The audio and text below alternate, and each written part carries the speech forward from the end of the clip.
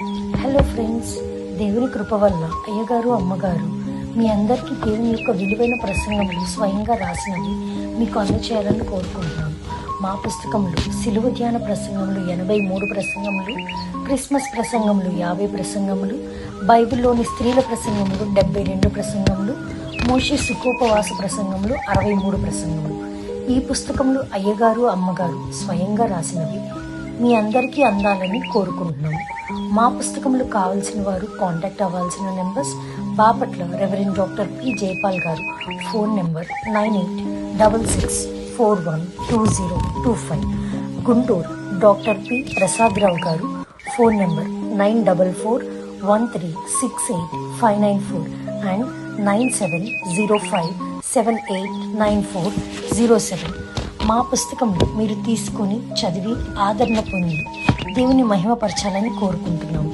Don't forget to like the video. Thank you. అందరూ కూడా ప్రార్థన చేసుకోవాలి.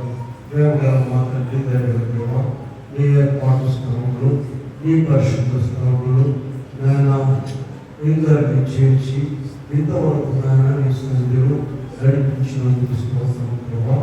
ఇప్పుడు నీ మాటలు విరోధిస్తున్నాం తండ్రి. నాతో మాకు మీ ఆత్మ ద్వారా మీరు మాట్లాడుకుని వాక్యమై వేస్తున్నాము. నిన్ను పెట్టుకుని ప్రార్థిస్తున్నాం తండ్రి. ఆమె కూర్చుందాం. యేసుని ప్రేమను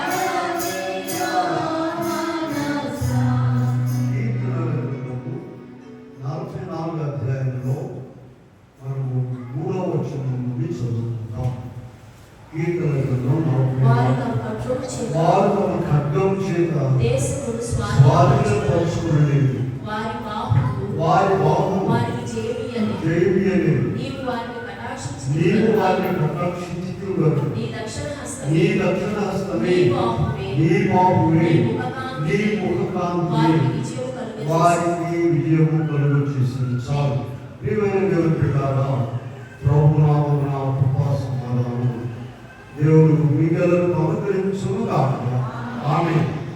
ఇక్కడ మనం చూసినట్లయితే ఆనాడు వారు, ఈనాడు మనము అందరికీ కూడా, ప్రజలందరికీ కూడా ఆయా పనులు, ఆలోచనలు, వాటన్నిటిలో జయిస్తుంది ఎవరంటే క్రీస్తు ప్రభు యొక్క దక్షిణ హస్తమే. మనమేం చేస్తున్నాం అనుకుంటాం.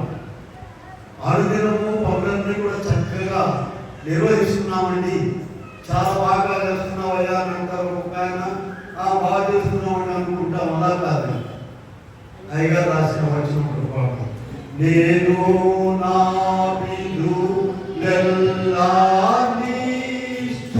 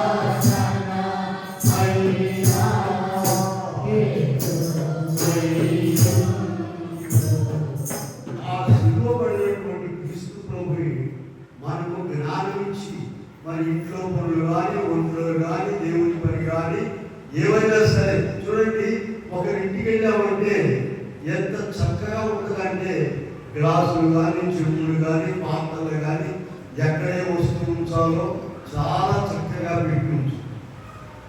సరే ఇంకొక ఇంటికి వెళ్ళాము అనుకోండి, ఇక మన కాళ్ళు చుట్టూ తిరుగుతూ ఉంటాయి వస్తువులు కానీ ఏమైనా.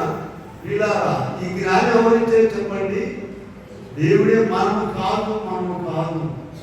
అలాగే ఉద్యోగాల విషయం కానీ పనులు చక్కబెట్టడం కానీ ఏదైనా సరే ఇక్కడ ఏం చెప్తున్నారంటే, వారు తమ ఖడ్గము చేత దేశం స్వాధీనపరచుకోలేదు, వారి బాహువు జయలేదు, నీవు వారిని కటాక్షించి కనుక నీ దక్షిణ హస్తమే, నీ బాహువే, నీ ముఖకాంతి.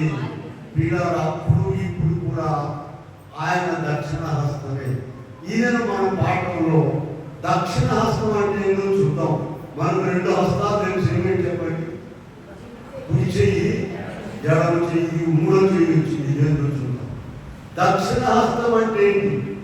వాక్యంలో ఎంతో వివరాలు రాస్తారండి, గొప్ప విషయాలు రాస్తారు. చూడండి, మనం తూర్పు దిక్కులకు తిరిగి నిలబడినప్పుడు వీళ్ళ అక్కడ సూర్యోదయం తిరిగినప్పుడు మనకు దక్షిణ వైపు ఉన్నటువంటి ఏం చేయి చెప్పండి? కుడి చెయ్యి. దక్షిణ వైపు ఉండేది కుడి చెయ్యి. అంటే ఈ కుడి చెయ్యిని దక్షిణ హస్తం అన్నారు. ఈ కుడి చెయ్యి అంటే దేవుడి యొక్క కుడి చెయ్యి, మనుషుల యొక్క కుడి చెయ్యి, రెండింటిని కూడా ఇదే మనం ధ్యానం చేద్దాం. వాక్యమే మనకు మూలం, వాక్యము దాని ప్రకారం. వీళ్ళారా ఈ కుడి చెయ్యి అనేటువంటిది సరే మనిషికి 2 చేతులు ఉన్నాయి, అందరూ తెలుసు కదండి.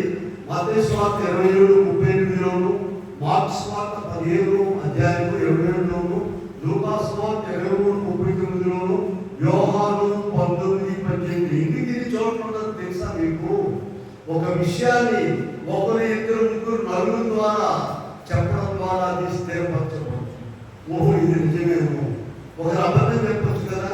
కనుక ఇలా సువార్తికుల నలుగురి ద్వారా ప్రభు విషయాలను రాయించారు. ఇక్కడ మనం చూసినట్లయితే ఈ కుడి చేయి అనే 2 చేతులు కలిసి పనులు చేస్తాయండి. అయితే ప్రత్యేకంగా కుడి చేతికి వేరే పనులు, ఎడమ చేతికి వేరే పనులు ఉంటాయి, కొన్ని ప్రత్యేక సమయాలు. అయితే ఇక్కడ మనము మన వాక్య భాగంలో ఏం నేర్చుకోవాలంటే, యేసుక్రీస్తు ప్రభువు సిలువ వేసినప్పుడు కుడివైపున ఒకరిని, ఎడవైపున ఒకరిని సిలువ వేశారు. ఇద్దరు కూడా ఏదమ్మా చెప్పండి? ఇద్దరు కూడా దొంగలే.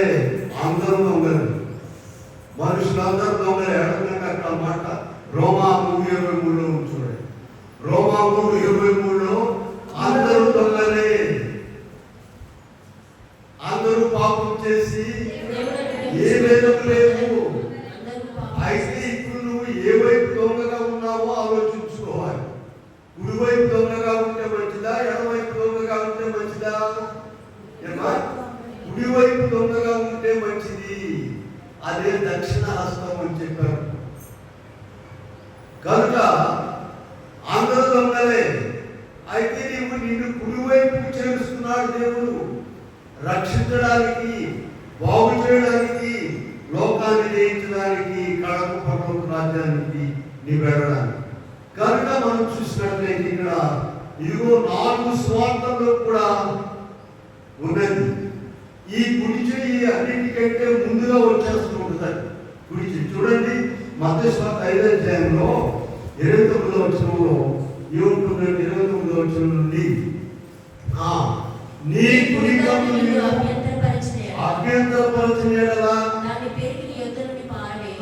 అలాగే నీ కుడి చెయ్యి దీన్ని అభ్యంతరపరిచిన ఎడల చూడండి, ఎందుకని ఎడమ చేతి సంగతి రాయకుండా కుడి చేతి సంగతి ఎందుకు రాశారండి? ఎవడన్నా కన్నడమే పోయినప్పుడు ముందు కుడి చేయడు, ముందు ఆగదు కుడి చేయి. అందుకని అభ్యంతరపరిచింది కుడి కాదు, కుడి చేయి. దాన్ని ఏం చేయమంటున్నారు? వాక్యంలో ఉన్నామంటే మమ్మాట కాదండి, దానిని నరికి పారవేయము. వీళ్ళ ఈ ఎడమ వైపు ఉన్నటువంటి ఇది ఎంత శాపగ్రస్తమైందో చూడండి. కుడివైపు ఉన్న దొంగ ఆయన జ్ఞానాన్ని బట్టి అక్కడ కుడివైపు వెళ్ళలేదండి. ఆయన అనాది సంకల్పం ఏర్పాట్లు ఉన్నాడు. ఆయన కనుకని ప్రభు కుడివైపున ఉన్నాడు. చూడండి, ప్రభు చివరి వరకు అవకాశం ఇస్తారండి. యెషయా 65:2 చూడండి ఒకసారి. 65:2లో ఏముంటుందంటే, తమ ఆలోచనను అనుసరించి చెడు మార్గమును నడుచుకుంటూ లోపడుతున్న ప్రజల వైపు దినమంతయు మనిషి పుట్టిన తర్వాత చచ్చే వారికి అవకాశం ఇస్తాడండి. చిట్ట చివరికి ఆయన బోధించి ప్రాణత్యాగం చేసి ఆ ఇద్దరు దొంగలను చెరువు పక్క చేర్చుకున్నాడు.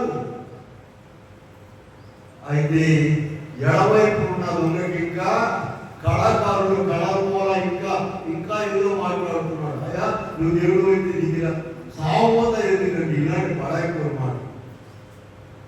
అదే కుడివైపు ఉన్న దొంగ ఏం మాట్లాడుతున్నాడు? దాన్ని చదివాము కదా, ఆరాధనలో చదివాము 23:39 నుండి. రెండవ వాడు గద్దించి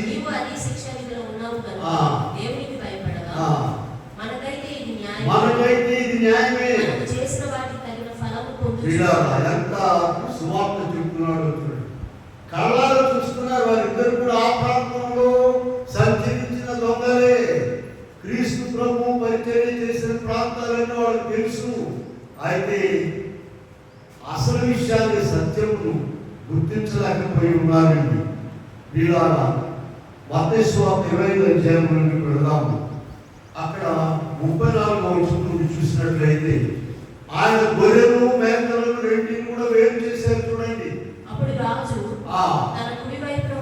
కుడివైపు ఉన్న వారిని చూచి ఆశీర్వదించబడిన వాళ్ళారా.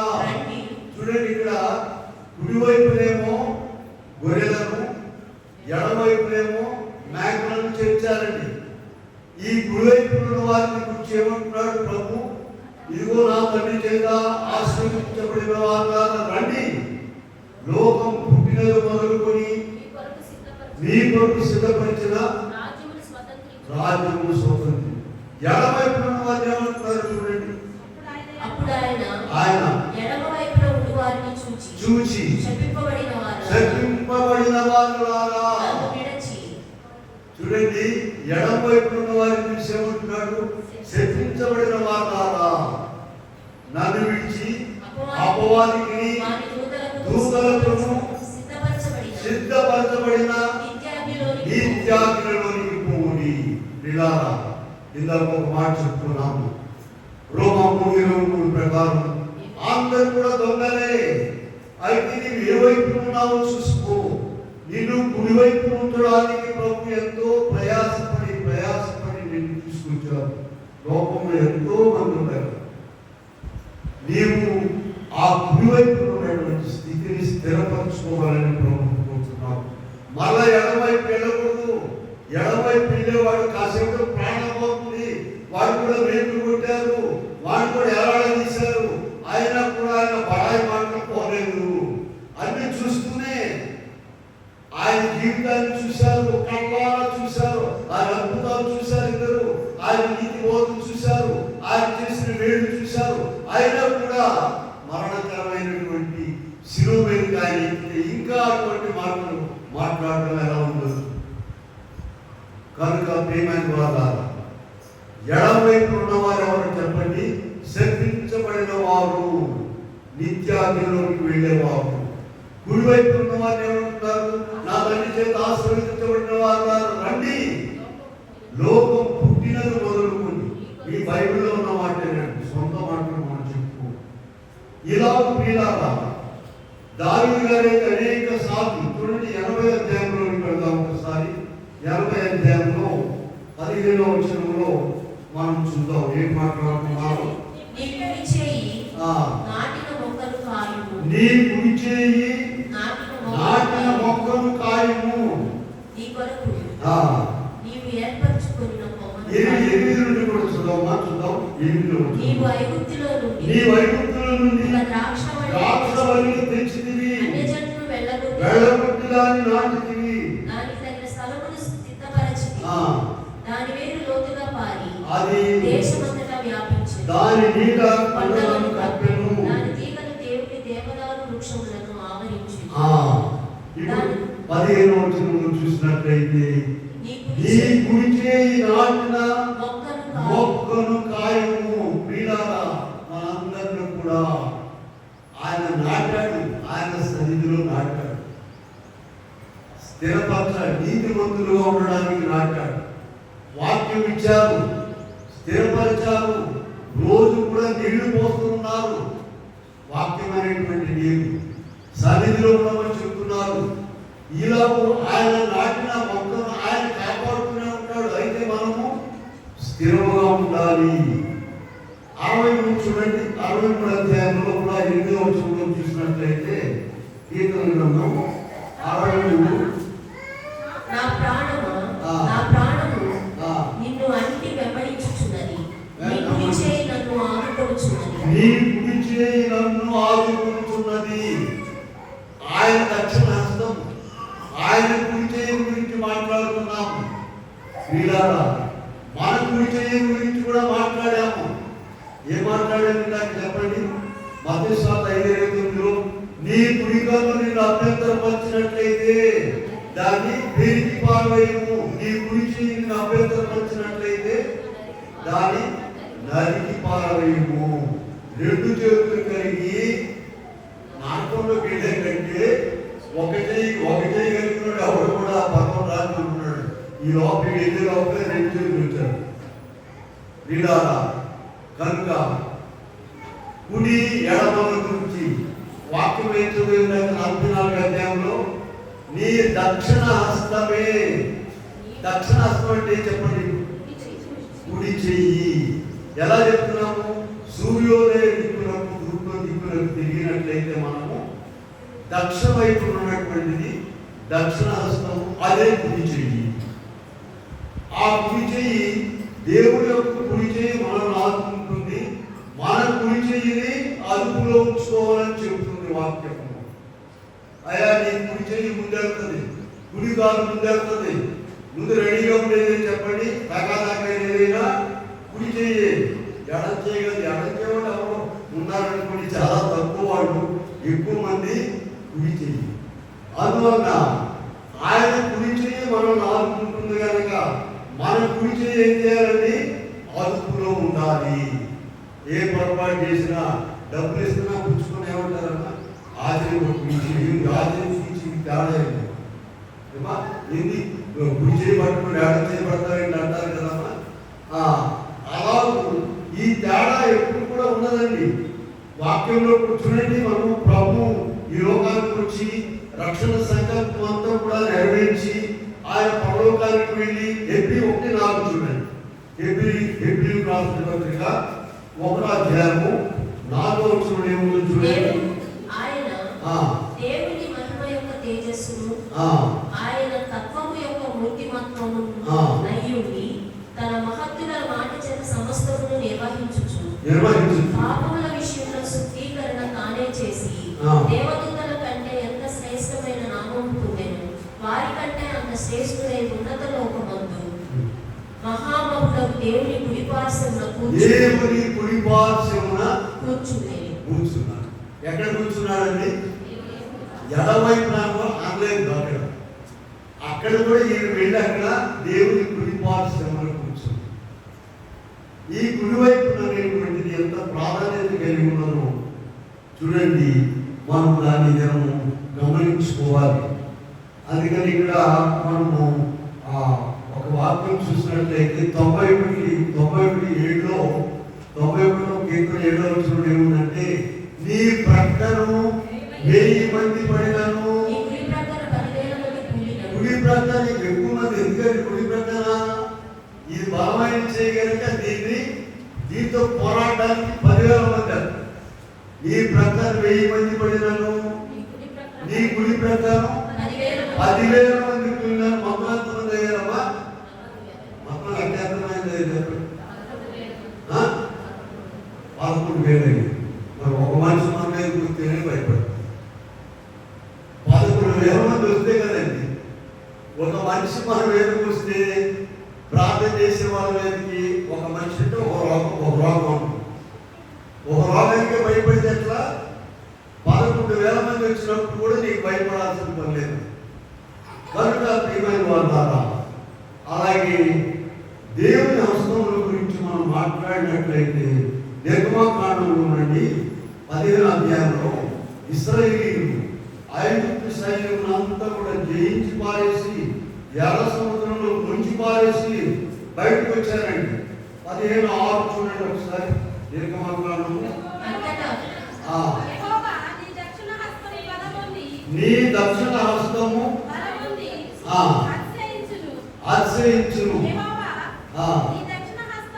నీ దక్షిణ హస్తము శత్రువులను చితకగొట్టును, నీ మీదికి లేచి వారిని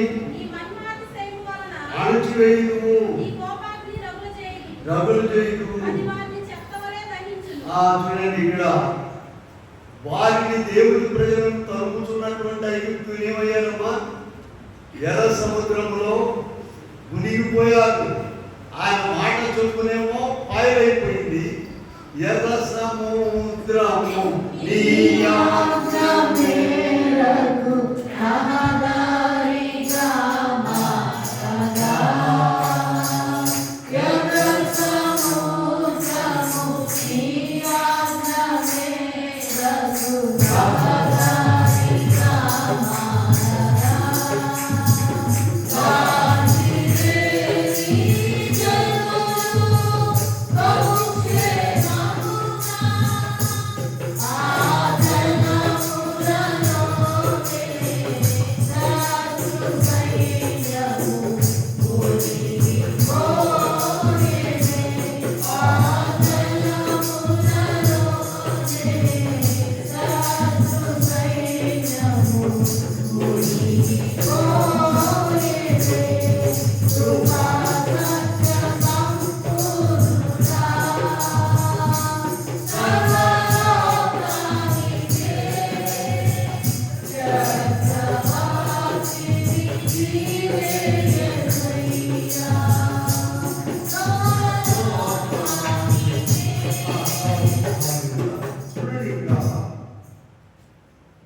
నిర్గమకాండం 15వ అధ్యాయంలో ఇశ్రాయేలీయులు ఎర్ర సముద్రం దాటి వచ్చి 15వ అధ్యాయంలో దేవుని స్తుతిస్తూ ఉన్నారు, జ్ఞాపకస్తూ ఉన్నారు. 6వ వచనంలో ఏమంటున్నారంటే, యెహోవా నీ దక్షిణ హస్తము బలమును అతిశయించును, యెహోవా నీ దక్షిణ హస్తము శత్రువుని చితకగొట్టును. చూసారా, ఆయన దక్షిణ హస్తం. మన దక్షిణ హస్తం కూడా బలమైనదే. 2 చేతుల్లో ఏది బలమైనది చెప్పండి? కుడి చేయి బలమైనది. అయితే దీన్ని మనం అదుపులో ఉంచాలి. పిల్లారా, ముందెళ్ళిపోతే తగాలకు ముందెళ్ళింది, దేనికైనా ముందెళ్ళింది. దానికి కాస్త ఆపాలి. ఆపినప్పుడే అదే ఇక్కడ మనం చూస్తే 17వ అధ్యాయంలోకి వెళ్దాము. కీర్తన గ్రంథము 17:7లో కూడా మనం ఇక్కడ ఈ దక్షిణ హస్తం గురించి ఒక విషయం, వారి మీదికి లేచి వారి చేతిలో నుండి నీ కుడి చేత రక్షించువాడా. ఆయన కుడి చేతితో రక్షిస్తాడు. ఆయన దక్షిణ హస్తంతో ఆయన మనల్ని రక్షిస్తూ ఉన్నారు. 16వ అధ్యాయంలోకి వెళ్ళండి. 16వ అధ్యాయంలో 10-11 వచనాలు కూడా చూద్దాం ఒకసారి. ఎందుకనగా నీవు నా ఆత్మను పాతాళములో విడిచిపెట్టవు, కుళ్ళు పట్టనీయవు, తెలియజేసేదవు, సంతోషము కాదు, నీ కుడి చేతిలో నిత్య సుఖములు కలవు, నీ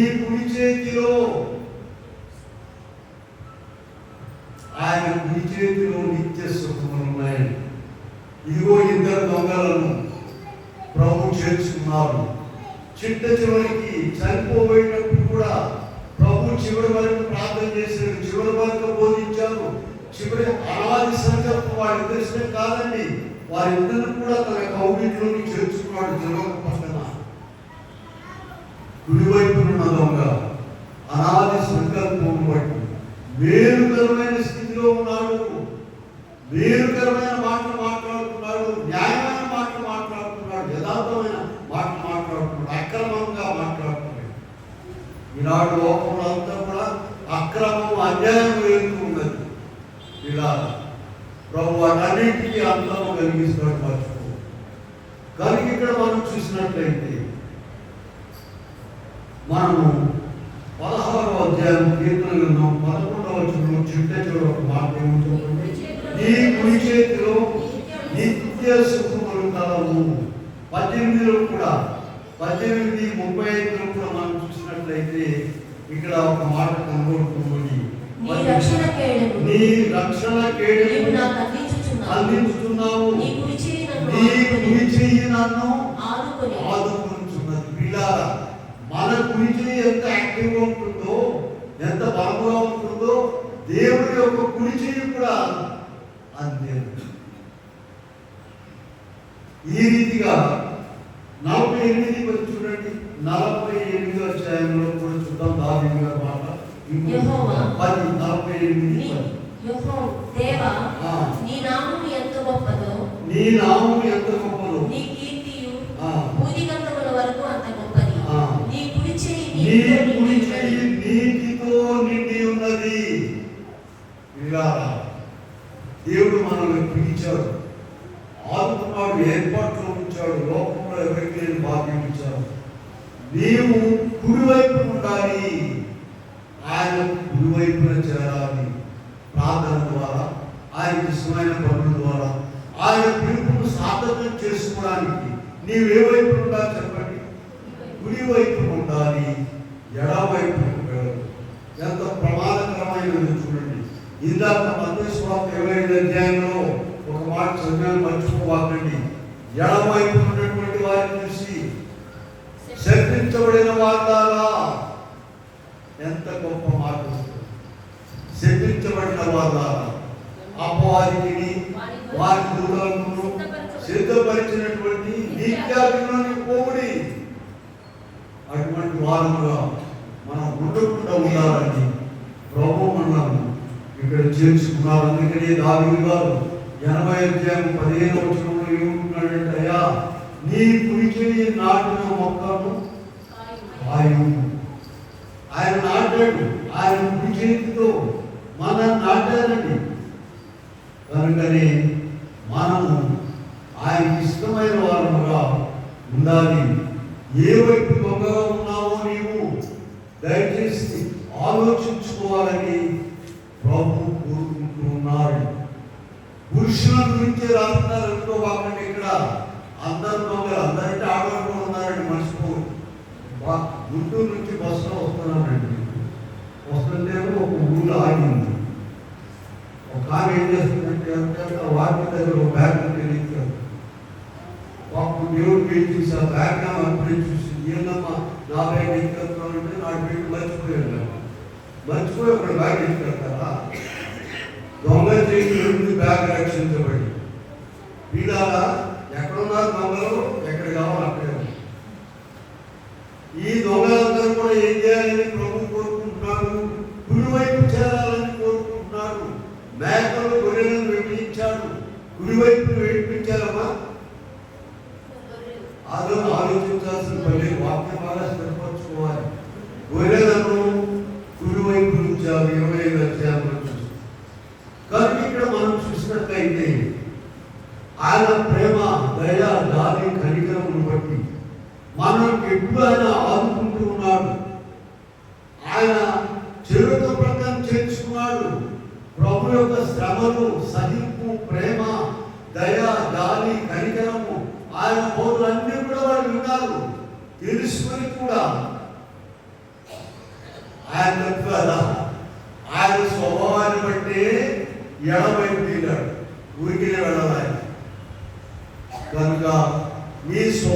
మార్చుకున్నట్లయితే, నీ పద్ధతి మార్చుకున్నట్లయితే, యథార్థత ఏమి లేదండి, యథార్థంగా నీవు ఉన్నట్లయితే ప్రభు నేనేం చేస్తాను చెప్పండి, ఆయన యొక్క కుడివైపుని చేర్చుకుంటాడు. ప్రమాదంలోనికి వెళ్ళకుండా నీవు ఏమైనా చెప్పండి, చివరి కుడివైపు ఉన్నదోగా ప్రభుతో పాటుగా పర్వతానికి వెళ్ళిపోయారు. ఎంత గొప్ప అవకాశం ఉంటుంది కనుక ఇక్కడ మనం చూసినట్లయితే మరి ఇంకా మనము ప్రభు చెంతకు చేరిన తర్వాత కూడా ఆనాడైతే వారిద్దరు ఒక క్షణంలో చేర్చుకున్నారు, మనమైతే ప్రతిదినం ఆయన సన్నిధిలో ఆయన పక్క చేర్చుకుంటున్నారు, ప్రతిదినం ఆయన మాటలు వినిపిస్తున్నారు. మనలో ఉన్న గర్వము, అతిశయము, పొగరు, లోపము, అక్రమము, అపవిత్రత ఇంకేమున్నాయో అవన్నీ కూడా తీసేసుకోవాలి. మన శక్తిని కూడా తీసేసుకోలేమండి. ప్రార్థన చేసుకోవాలి, ప్రభా నాలో ఇంకా నీకు ఆయాసకరమైనది ఏముందో దాన్ని తీసేయండి అయ్యా అని మనము ప్రార్థన చేసుకున్నట్లయితే ప్రభు మనకు సహాయం చేస్తాం. చివరిగా మనము ఒక పని చేద్దాం, ఏంటంటే కుడివైపు ఉన్నటువంటి దొంగ యొక్క మంచి లక్షణాలు ఎందుకు? కుడివైపు ఉన్న దొంగ ఒకటి అవకాశాన్ని సద్వినియోగపరుచుకున్నాడండి. దేవుడు ఇచ్చిన ఒక గొప్ప అవకాశం ప్రక్కకి చేర్చుకున్నాడు. ప్రక్కకి చేర్చుకున్నప్పుడు అవకాశాన్ని చూడండి, రోమపత్రిక 10వ అధ్యాయంలో 21వ వచనంలో ఒక మాట ఉంది. రోమ 10:21 నన్ను వెతకని వారికి నేను దొరికితిని, నన్ను విచారింపని వారికి వీళ్ళారా మీరు వెతకలేదు దొంగలు అయినా కూడా ఇదిగో ఆ గొప్ప వెలుగు, ఆ గొప్ప నీతి సూర్యుడు, గొప్ప దేవుడు, మహిమల కార్యాలు జరిగించిన దేవుడు వారి ప్రక్కకు వచ్చారు. ప్రక్కకు వచ్చినా కూడా లెక్క చేస్తున్నారండి, లెక్క చేయట్లేదు. ఇదిగో కుడివైపు ఉన్న దొంగ యథార్థంగా ఉన్నాడు, మాట్లాడాడు. ఇదిగో మన జీవితకాలం అంతా కూడా దేవుడు మనకు అవకాశాలు ఇస్తున్నారు, సద్వినియోగపరుచుకుంటున్నామా? ఆ చివరి క్షణంలో కుడివైపు దొంగ దేవుడిచ్చిన అవకాశాన్ని చక్కగా సద్వినియోగపరచు. రెండవ విషయం చూద్దాం. అక్కడైనా ప్రభు ప్రవర్తన చూసి సరి చేసుకున్నాడు. సరి జీవితకాలం అంతా చూడలేకపోయినా శిలువ మీద నుండి కూడా ప్రభు ప్రవర్తన ఎలా ఉంది? గురించేవాడిని, ఉమ్మి వేసేవాడిని, అయ్యా వారిని క్షమించండి అని వారికి ఒక ప్రార్థన. ఎవరిని ఏమంటలేదు. అక్కడ ఉన్న విషయాలన్నీ చూసి న్యాయంగా మాట్లాడుతున్నాడా? లేదండి. మనం కూడా ఎవ్రీ 12:1 ఉన్నట్టు యేసు వైపు చూచుచు ఆయన వైపు చూడు, ఎంత గొప్ప సాక్షి సమూహము మేఘవలెమన్నా ఆవరించినందున మనం కూడా ప్రతి వారము సులువుగా చిక్కులు పెట్టు పాపమును విడిచిపెట్టి యేసు వైపు చూచుచు, ప్రభు వైపు చూడాలంటే మనము అతను ప్రభు వైపు చూస్తున్నాడు. యథార్థమైన మనసు ఇలా ఆయన ప్రవర్తన యెషయా గారండి ప్రభు పుట్టక ముందే రాస్తారు. 45:22లో 45వ అధ్యాయం యెషయా గ్రంథము 22వ వచనంలో యెషయా గారు మాట చెప్తున్నారు. భూదిగంత నివాసులారా నా వైపు చూచి రక్షణ. ఇలా యేసు ప్రభు వైపు చూడండి, ఆయనలో ఏమున్నదో. ఆడదేవుడు, ఏడదేవుడు, ఆడపొలం, ఆయన కూడా పొలాన్ని ఇలా ఎవరైతే ఆయన వైపు యథార్థంగా చూస్తారో, నిశ్చయంగా చూస్తారో వారికి రక్షణ దొరుకుతుంది. దేవుడు గొప్ప మేలు చేస్తాడండి, మామూలు మేలు కాదది. కొంచెం ఉండాలా, నిలబడాలా, ప్రభు నమ్ముకోవాలి. ఇవో 10 రోజులు వచ్చామండి, 2 నెలలు వచ్చామండి, మాకేం జరగలేదంటే నువ్వు ఎప్పుడెంతో ఆయనకి తెలుసు. నీకెందుకు ఏం చేయాలి? వచ్చేవు నువ్వు ఎప్పుడెంతో ఆయనకి తెలుసు. ఏమైనా కష్టమైనా, నష్టమైనా, ఇబ్బంది అయినా, ప్రాణాపాయమైన ఆయనలో స్థిరపడి నిలబడి ఉన్న వారికైనా చెప్పడానికి వీలుగా ఉంటుంది. కానీ ఇక్కడ ప్రతిదినం ప్రభు దగ్గరకు వచ్చే మనము ఆయనను చూచి మనలో మార్పు రావాలి. అలాగే మూడో విషయం చూడండి. తగిన సమయంలో తగిన ప్రార్థన చేసుకున్నాడండి. తగిన ప్రార్థన చేసుకున్నాడు. లూకా సువార్త 23వ అధ్యాయంలో 42వ వచనంలో మనం చూసినట్లయితే ప్రభువు ప్రార్థన చేస్తున్నాడు. యేసు నీవు నీ రాజ్యంతో వచ్చినప్పుడు నన్ను జ్ఞాపకం. ఎంత గొప్ప ప్రార్థన! తగిన సమయంలో ప్రార్థన చేసుకున్నాడు. పిల్లారా, తగిన ప్రార్థన చేసుకున్నాడు. 145:18వ వచనంలో ఏముందంటే 145 కీర్తన 18వ వచనంలో తనకు మొరపెట్టు వారికి అందరికీ, నిజముగా మొరపెట్టు వారికి అందరికీ సమీపముగా ఉన్నాడు. పిల్లారా, నిజముగా మొరపెట్టే స్థితిలోనికి రావాలంటే వింటున్నారమ్మా, అది ఎలాగంటే నిజంగా మొరపెట్టే స్థితి మనకెంత అవుతుంది? రాదనుకుంటున్నారు. ప్రతిదినము నువ్వు మొరపెట్టుకోవడం అలవాటు చేసుకుంటే నీవు నిజంగా మొరపెట్టే స్థితిలోనికి వెళ్ళిపోవు. ప్రతిదినము అర్థమైన కాకపోయినా పాఠాలు చదువుకునే వాడికి ఎవరికి ఏం చేస్తాడు చెప్పండి? అసలైన అర్థంలోకి వెళ్తాడు, వాడికి మంచి మార్కులు. అసలు చదువులోకి ఏమవుతాయి? రోజు ప్రార్థన చేసుకునే వాడికి ప్రభువే ప్రార్థన అందిస్తాడు. అసలైన ప్రార్థనలోనికి నడిపిస్తాడు. ప్రతిదినం ప్రార్థన. కనుక ఇక్కడ మనం చూస్తే 75 కీర్తనలో కూడా 1వ వచనంలో దావీదు గారు మాట చెప్పారు, నీవు సమీపముగా ఉన్నావు. ఆయన ఆనాడు ఆ దొంగకే కాదండి, మనకు కూడా ప్రతి మానవునికి ఇప్పుడు కూడా సమీపముగా ఉన్నాడు. ఫిలిప్పీ పత్రిక 4వ అధ్యాయంలో 4 నుండి మనం కంఠవాక్యం ఇచ్చాము. ప్రభువును ఆనందించుడి, ఎల్లప్పుడూ ప్రభువును ఆనందించుడు. మళ్ళా చెప్తున్నాను, ఆ భాగంలో ప్రభు సమీపముగా ఉన్నాడు అనే మాట మనం చూసుకుంది. ఎక్కడున్నాడమ్మా ప్రభు? సమీపముగా ఉన్నాడు. ఆయన నీకు సమీపముగా ఉన్నాడు. అది ఆనాడు ఇద్దరికి సమీపంగా ఉన్నాడు. కానీ ఒక ఆయన సద్వినియోగపరుచుకున్నాడు, ఒక ఆయన ఏమో ఇంకా అక్రమంగానే మాట్లాడు. నీవు ఆలోచించుకో, నీకు సమీపముగా ఉన్నాడు. అలాగే సరైన రీతిగా స్పందించాడండి. ఆ క్రిటికల్ మూమెంట్ ఎలా ఉందా పద్ధతి చక్కగా స్పందించాడు. 1 కొరింథీ పత్రిక 6వ అధ్యాయము 9వ వచనంలో ఏముంటుందంటే 1 కొరింథీ 6:9లో అన్యాయస్తులు దేవుని రాజ్యమునకు కార్యాలకు కళ్ళ కనబడుతుంది. అక్కడ ఆయన ఏ తప్పు లేదు కనబడుతుంది. మేలు చేశాడు, చివరికి ప్రాణాన్ని అర్పించాడు. చనిపోయేటప్పుడు చంపేవారిని కూడా ఆయన ఏమీ మాట్లాడలేదు. చూస్తూ కూడా అన్యాయంగా మాట్లాడుతున్నాడు. ఎడమ వైపు దేవుడండి నరుని యథార్థవంతులుగా పుట్టించాడు. తర్వాత మారిపోతున్నారు.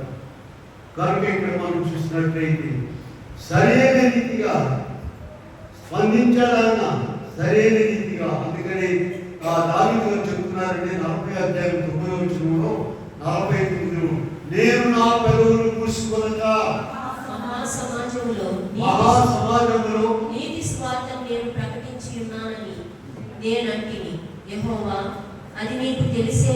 చూడండి, అన్ని చూస్తూ ఎడమవైపున వారి మాటలు వింటూ కుడివైపున దొంగ మెదడుకుండా ఉండిపోలేదు.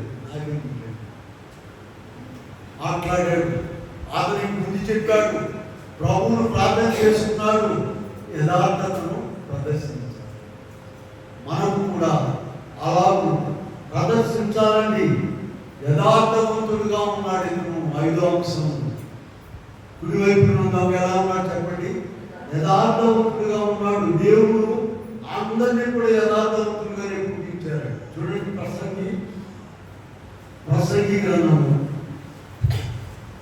7వ అధ్యాయంలో 29లో చూద్దాం. దేవుడు అందరూ యథార్థవంతులుగా పుట్టించెను, కాని వారు కల్పించుకొని ఉన్నారు. పిల్లల చిన్న బిడ్డలు తీసుకొని ఎంత యథార్థంగా ఉంటారో పెద్ద అయిన తర్వాత అంత మారిపోతారు. మారిపోతుంది ట్రైనింగ్. ఇంట్లో మా డాడీ ఉన్నాడంటే లేడని చెప్పాలి, ఉన్నాడని చెప్తే తంతారు, ఉన్నా కూడా లేడని చెప్పాలి. ఇది ట్రైనింగ్. ఈ ట్రైనింగ్ మొత్తం ఇచ్చేసి తయారు చేస్తారు. అప్పుడు ఏమైంది యథార్థత? చూడండి, ఆ గురువైపున్న దొంగ ప్రభువును ప్రభువుగా చూస్తున్నాడు, దేవుడిగా చూస్తున్నాడు, నీతిమంతుడిగా చూస్తున్నాడు. ఆ పని ఎడవైపు ఆయన చేయలేడు. దేవుడు నరులను యథార్థవంతులుగా పుట్టించాను, అయితే వారు వివిధమైన మంత్రములను కల్పించుకొని ఉన్నారు. రకరకాల కులాలు బట్టి, మతాలు బట్టి, ప్రాంతాలు బట్టి వీళ్ళ ఉన్నవాడు లేనివాడు ఈ రకమైనటువంటి అనేక తంత్రాలు కల్పించుకున్నారు. ఈ గురువైపున్న దొంగ యథార్థతను కాపాడుకున్నాడు. యోగు గారు కూడా అంతేనండి. యోగు గారు 2వ అధ్యాయంలో చాలా గొప్ప శ్రమలు వచ్చి యోగు గారికి మనకు తెలుసు కదా. 2వ అధ్యాయం 9వ వచనంలో ఆయన భార్య వచ్చి ఏముంటుందో చూడండి. అతని భార్య వచ్చి నీవు ఇంకాను యథార్థతను వదలకయుందువా, దేవుని దూషించి మరణం కావడం కాదండి. సాతాను ఏం చేస్తుందంటే ఇంకా దాని ఎత్తి మీద పడుతుంది, నరకానికి పడుతుంది. దేవుని దూషించకుండా మరణం అని చెప్పొచ్చుగా, అలా కాదండి. దేవుని దూషించి మరణం కామని చెప్తుంది. చూసారా, చివరి వరకు కూడా ఆ యథార్థతలో ఉన్నాడు. మనము కూడా ఆ యథార్థతలో ఉండాలి. కుడివైపు ఉన్నటువంటి దొంగ. ఇంకొక లక్షణం ఏంటంటే ఆయన ప్రభు లక్షణాలు కలిగి ఉన్నాడు. ప్రభు బోధించాడు, అలాగే ఎడమవైపు ఉన్న వారిని కూడా బోధించాడు. అయ్యా మనకంటే సరిపోయిందయ్యా, ఈ వెలుగు కొట్టడం, ఈ పనిష్మెంట్, శిక్ష మనకు సరిపోయింది, ఆయనకి సరిపోలేదు, ఆయన నీతిమంతుడు, ఎందుకు ఆయన అలా మాట్లాడతాం అని ఎడమవైపు ఉన్న దొంగకు కుడివైపు ఉన్న దొంగ బోధించదు. అది ప్రభువు లక్షణం. మనం కూడా ఇందాక కీర్తన 49 దావీదుగా చెప్పినట్టు అవకాశం ఉన్న దగ్గర నీతి మాటలు చెప్పాలి, మెదకుండా ఊరుకుంటే కాదు. ఎక్కడ అవకాశం ఉన్నది అక్కడ మంచి మాట, నీతి మాట, ప్రభు మాట చెప్పాలి కదా. అలాగే చివరిగా 7వ అంశం ఏంటంటే కుడివైపు ఉన్న దొంగల నుంచి మనం నేర్చుకునేటువంటి 7వ పాయింట్ ఏంటంటే మనకు మాదిరిగా ఉన్నాడు. ఇదేంటంటే దొంగ మనకు మాదిరిగా ఖచ్చితంగా. ఎందుకని దొంగ ఏమైపోయాడమ్మా? దొరైపోయాడు. దొంగ ప్రభు దగ్గరికి చేరి దొరైపోయాడు. నీవు నేను కూడా దొంగలుగా ప్రభు దగ్గరకు వచ్చాము, దొరలుగా మారిపోవాలి. మారిపోకపోతే ప్రయోజనం. అదే ఇక్కడ మనం చూసినట్లయితే ప్రియమైన వారు, దేవుడు తన అనాది సంకల్పం బట్టి నిన్ను నన్ను తన కుడివైపున ఎడవైపున చేర్చుకున్నారు. ఆయన అందరిని ఎవరిని కుడివైపున చేర్చుకోవాలని ఇష్టం ఆయనకి. ఎవరిని కూడా ఎడవైపున చేర్చుకోకూడదు, అలా ఉండకూడదని ఆయన ఉద్దేశం. మరి నువ్వు ఆయన ఉద్దేశం సద్వినియోగపరుచుకుంటున్నావా? ఇంకా లోకంలో ఉన్న మాటలు, ఇంకా ఏవేవో మాటలు, అక్రమమైన మాటలు మాట్లాడుతున్నావా? ఆలోచించండి. ప్రభు లేడు కదా ఇక్కడ అనుకోవచ్చు. ఆయన బిడ్డైన వారిని, ఆయన సేవకులైన వారిని మనం ఏం మాట్లాడుతున్నామో అవన్నీ కూడా ఆయన మాట్లాడినట్టే. మీరు మతేశ్వరం 25వ అధ్యాయంలో ఒకసారి మనం చూస్తే అక్కడ స్పష్టంగా ఉంది. 25వ అధ్యాయంలో చెప్తున్నారు, నేను ఆకలి కొట్టిని, మీరు నాకు ఆహారం పెట్టింది, నేను దప్పుకొట్టిని, దాహం ఇచ్చింది, నన్ను చేర్చుకుంటుంది. వాళ్ళు ఏమంటున్నారు? అయ్యా నీవు ఎప్పుడు ఆకలి ఉంటే మేము ఆహారం ఇచ్చాము, ఎప్పుడు దాహం ఇచ్చాము. చూసారా? అప్పుడు ప్రభు చెప్తున్నాడు, అందుకు రాజు మిక్కిలి అల్పులైన ఈ నా సహోదరుల్లో ఒకరికి మీరు చేశారు కనుక మీరు నాకు చేసితిరని నిశ్చయముగా. చూడండి, ఒక మాట చూద్దాము. సౌలు గారు ఆయన పౌలుగా మారక ముందు దేవుని ప్రజలందరినీ కూడా సంహరిస్తూ ఉన్నాడు.